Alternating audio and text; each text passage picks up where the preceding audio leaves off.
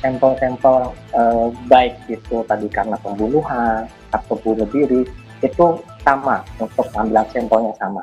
Dokter, untuk bisa mengungkap penyebab kematian seseorang, apa saja yang biasa diperiksa secara forensik? Ya, pertama kita akan melakukan pemeriksaan keluarga dulu, kemudian ditemukan apakah tanda-tanda kekerasan. Yang berikutnya kita akan melakukan otopsi atau bedah mayat untuk melihat adanya kelainan dan mengambil beberapa sedikit jaringan yang diperlukan untuk pemeriksaan adakah kasus-kasus seperti keracunan atau kasus tanda-tanda kesulitan bernapas seperti itu. Jadi hasil otopsi nanti akan bisa mengungkapkan bahwa sebab matinya akibat apa. Seperti itu. Oke, tanda-tanda kekerasan kan polisi bilang pada saat menemukan jasad ini terlakban dan tidak ada tanda-tanda kekerasan di tubuh jenazah. Kemudian kalau misalnya kita lihat dari kasus ini, mungkin juga dokter mengikuti, berapa lama untuk bisa mengungkap kasus kematian seseorang? Apa saja yang kemudian diperiksa setelah tadi tidak ada tanda-tanda kekerasan? Organ mana saja mungkin yang harus diperiksa untuk bisa menentukan penyebab kematian? Ya, memang tergantung dari pemeriksaan luar juga ya. Kalau tadi tidak ada tanda kekerasan, kita akan melakukan otopsi. Kita ambil beberapa sampel jaringan dari kepala, mungkin juga paru-paru, kerongkongan, dan kita lihat tanda-tanda asphyxia atau tanda-tanda kesulitan bernapas. Seperti itu. Kemudian kita ambil beberapa sampel, kita lakukan penelitian juga, lakukan pemeriksaan juga, penunjang di laboratorium khususnya, juga mungkin akan dilakukan di laboratorium patologi anatomi untuk melihat apakah korban itu meninggal setelah dilakban atau meninggal sebelum dilakban. Seperti itu, dan itu memang memerlukan proses ya, prosesnya itu tidak sebentar, mungkin memakan waktu beberapa minggu sampai 1 bulan. Gitu. Oke. Berapa lama kemudian ini prosesnya, dokter? Berapa lama kemudian proses yang paling sulit untuk bisa menentukan penyebab kematian itu apa? Iya, seperti kalau saya lihat untuk kasus-kasus yang ada di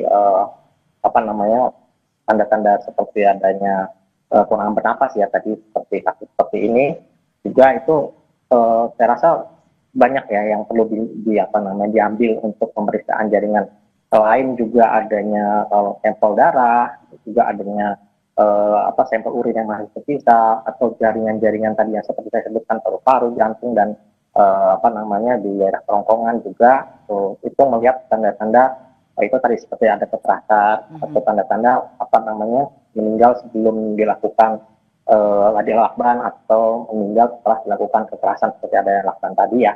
Itu lumayan cukup lama ya prosesnya, karena memang perlu keakuratan, perlu ketelitian dalam menentukan hasilnya. Tidak gampang untuk segera mungkin seperti orang melakukan mungkin tes kehamilan gitu ya, urin bilang berhasil juga ini karena melalui proses beberapa mekanisme untuk melakukan hasilnya seperti apa. Perlu keakuratan, perlu ketelitian, ada banyak sampel dari organ yang harus diperiksa. Tadi dokter bilang ada sampel urin terakhir juga mungkin, kemudian juga dari bagian kepala. Tapi dari pemeriksaan sampel-sampel ini, mana yang kemudian paling menentukan organ tubuh mana yang kemudian sampelnya paling bisa dilihat untuk menentukan apakah memang jenazah ini korban pembunuhan atau pelaku bunuh diri? Kalau yang terutama kita lihat memang dari saluran pernapasan ya, mungkin dari kerongkongan, paru-parunya sampel kita lihat. Kemudian tadi seperti darah atau urin kita tentukan juga apakah memang ada indikasi telah dilakukan ada yang mungkin keracunan dahulu ya, atau diracunkan dahulu seperti itu. Jadi tidak bisa spesifik untuk ini karena pembunuhan atau tanda-tanda kesulitan bernapas karena ini. Jadi kita juga melihat semua komponen yang ada di dalam tubuh si korban, kita semua periksa dari ujung kaki sampai ujung kaki ya, untuk menentukan semua sebab matinya yang mendukung ke arah sebab mati. Jadi kita nanti ngambil kesimpulan bahwa sebab matinya karena apa. Oke. Oke, kalau misalnya tadi seperti yang sudah dokter sampaikan ini perlu langkah kehati-hatian, kemudian juga harus benar-benar diperiksa dari ujung rambut sampai ujung kaki, begitu juga termasuk organ-organ. Yang paling menentukan apa? Apakah kemungkinan dalam otopsi ini ada kemungkinan ketidaklengkapan atau kebutuhan sehingga kemudian membutuhkan ekshumasi, dok? Eh, saya rasa dari tim forensik pada saat jenazah datang itu sudah diambil untuk keseluruhan yang diperlukan untuk mengungkap kasus seperti ini, terutama dalam menemukan sebab mati.